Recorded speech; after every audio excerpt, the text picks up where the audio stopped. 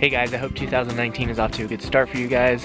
There's been a couple things going on here on the homestead that I'm going to share with you coming up right now on the grass-fed homestead.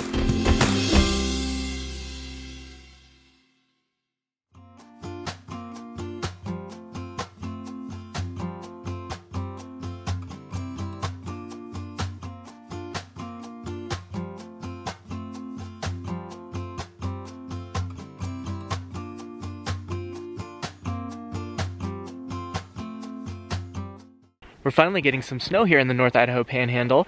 We've had such a mild winter this year. It's been nice in some respects because it's been easier to manage, easier to deal with, but not as good for skiing. So we're gonna do a real quick check-in with the animals to see how they are doing.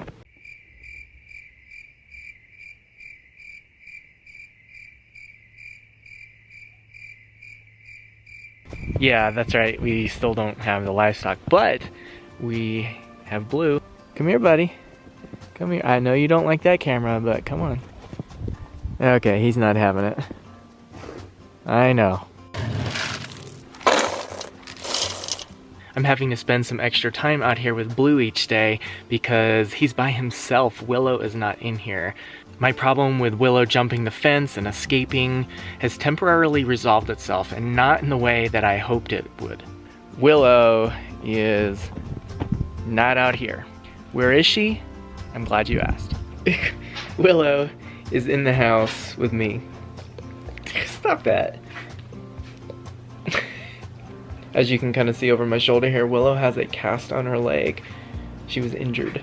During the second half of little buddy's Christmas break, he was with his mother, so I decided that I would go down to Nevada and visit with my sister for a little while. We had a really nice time. She took me hiking in Red Rock Canyon. We went to the Vegas Golden Knights hockey game. And we even made it out to Bryan Head, Utah for a little bit of skiing.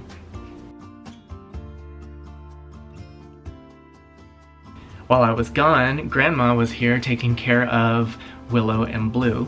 The day I was traveling home, she was here up until around noon. I got home around 6 in the evening and I found Willow with a hurt leg. Her rear right leg was retracted up towards her and it didn't look so good. It looked like maybe it was broken.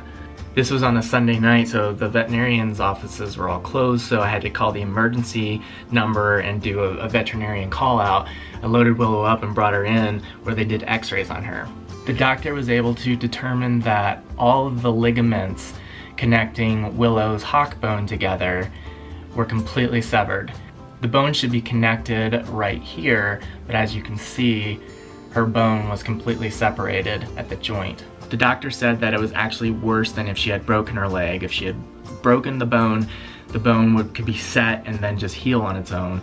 But with the ligaments torn, they would likely have to fuse the joint. Of course, I was really concerned about that because she's a livestock guarding dog. She's outside all the time, and if she wasn't able to run as fast as she could, she may not be able to get away from a predator if she were to get in an altercation. So I was really concerned for Willow's safety and of course her overall quality of life. The doctor managed to reach an orthopedic surgeon at the teaching hospital down in Washington State University in Pullman, which is a few hours away from me, but it is known in this region as the best veterinarian place you can go if you have any kind of emergency. I made the long drive down there with Willow and they did additional scans on her, and the doctor believed that they would be able to reattach the ligaments without having to fuse the joint, and eventually she would have full mobility back in her joint. WSU was able to see Willow on a Wednesday. The next day, on a Thursday, they were able to do the surgery. This is Willow right after surgery. Of course, she didn't look too happy here. But by Friday, she was well enough for me to take her back home. Of course, they had to shave her here, and now she's wearing this cast. And she has been in the cone. She was in the cone for several days, but she's been doing such a good job with the cone off. I'm leaving it off a lot, except for when she's unattended. If I'm leaving the house, I definitely put the cone back on her, just so she doesn't tear into it. She's been getting around pretty well, despite having the cast on. She's got to wear it for a total of 6 weeks. We're about 2 weeks into it now, so another 4 weeks to go. Next week, she's getting her sutures out, so the cast will be off temporarily, and then it's going back on. But she's getting to the point now where she's getting a little playful. when she goes outside, which is not good. We want to restrict her mobility so the joint can heal properly and all the ligaments stay attached once the scar tissue takes hold. I know, thank you. So I'm having to really keep an eye on her, make sure she doesn't get too playful, doesn't run around or anything like that. And she's very respectful in the house, but the downside is she's huge. She's a big dog and this is a small house, so she takes up a lot of room here. Between her and all my buckets of honey everywhere, space is tight right now. Speaking of honey, in addition to my 3-pound size and my 1-pound glass gift jar size, I've now added a 1-pound plastic bottle for the more economy-minded folks, and a 5-pound size for those of you that like bulk buys. So head on over to the Grass-Fed Homestead and check that out for some awesome North Idaho knapweed honey. The feedback I've been getting about the honey quality has been fantastic. I've heard from a lot of you guys that have bought before, and thank you to all of you who have supported me with the honey. But back to Willow, I've enjoyed having her in the house. She used to live with us when she first moved here, and yeah, it's kind of nice having her back. And like I said earlier, her fence jumping has stopped since she's been in the house because she doesn't have access to a fence to jump. So that's kind of worked itself out for now.